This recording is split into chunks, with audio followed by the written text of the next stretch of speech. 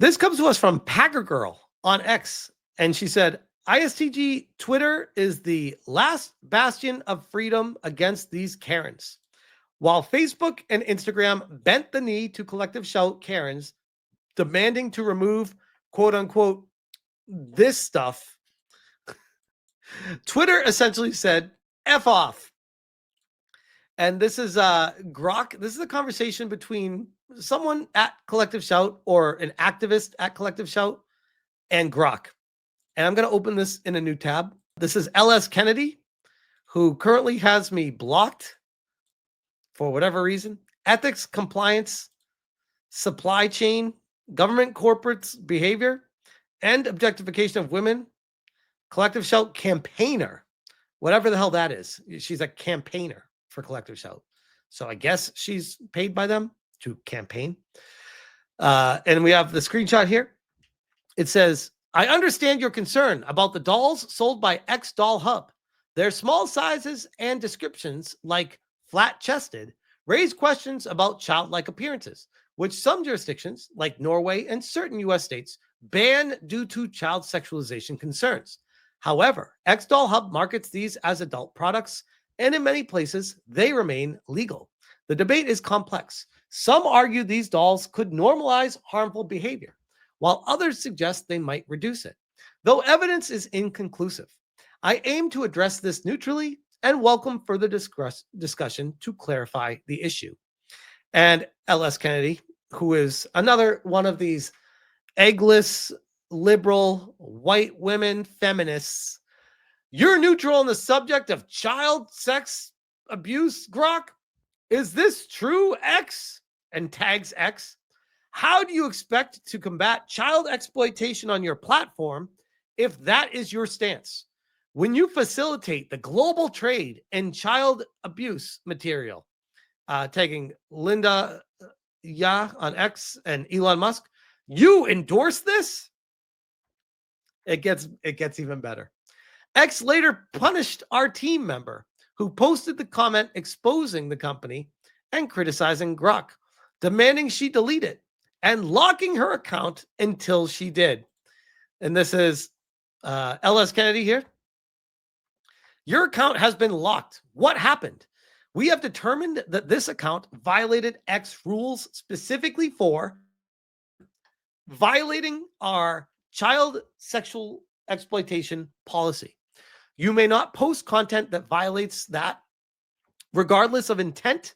Posting or reposting or linking to such content is strictly prohibited on X. Repeated violation will result in suspension of your account.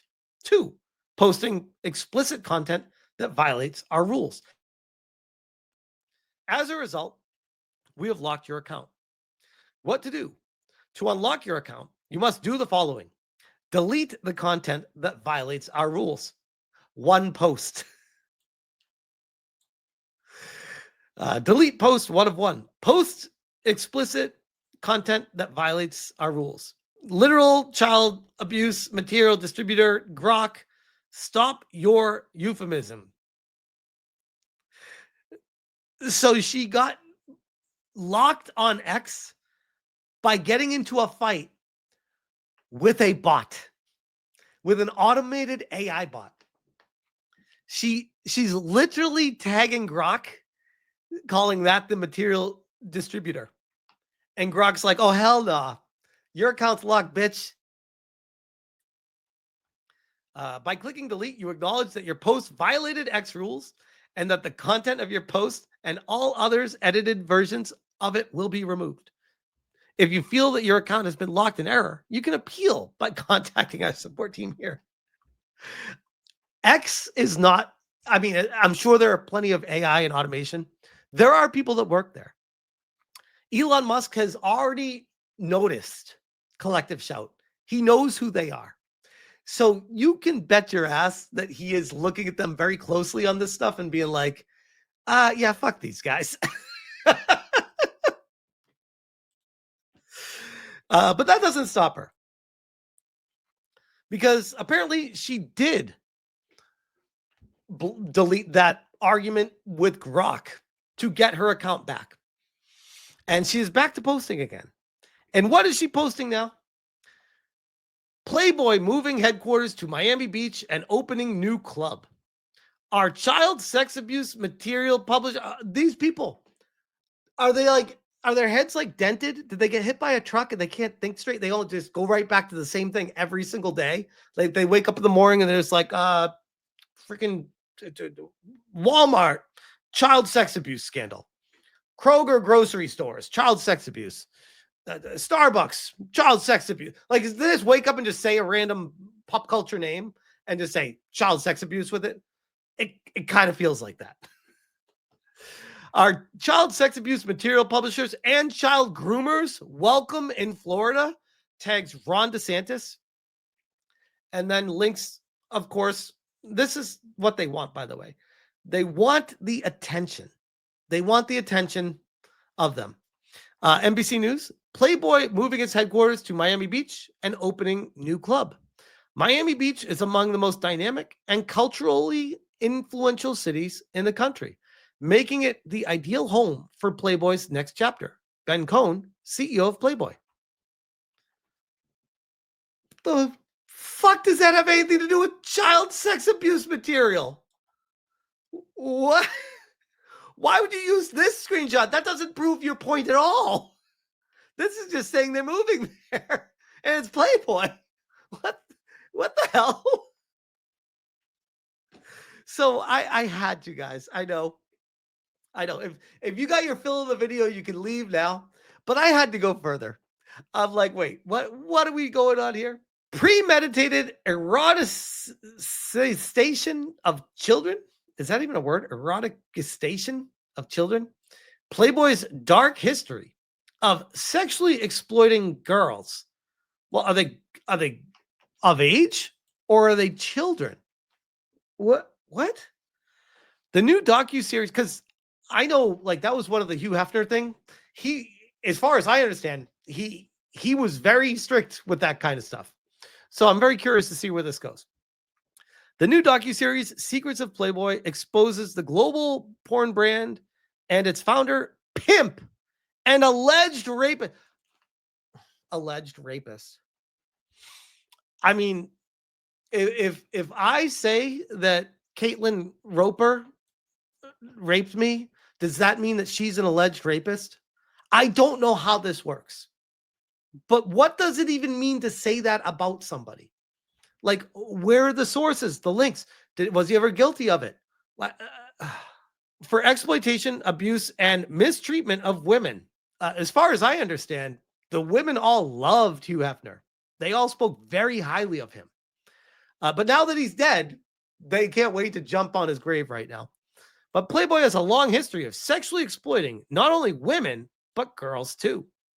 Playboy published nude and pornographic image of girls. One of these was 16 years. When was this? Like 1920?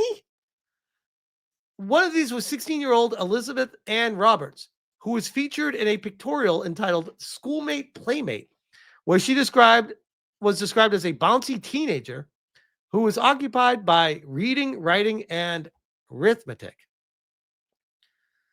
Hugh Hefner was brought before the court as a result, but the charges were dropped as Robert's mother had consented to the photo shoot.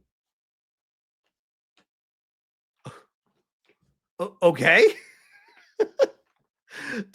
Playboy, I'm still waiting for the problem here.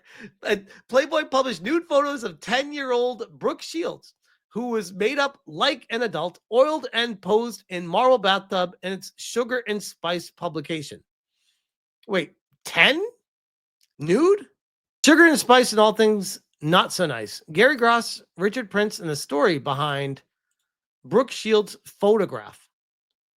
The Richard Prince photograph of Brooke Shields that Tate Modern recently withdrew from the exhibition Pup Life after Scotland Yard suggested it might break obscenity laws, traveled across the Atlantic carrying a long history and controversy.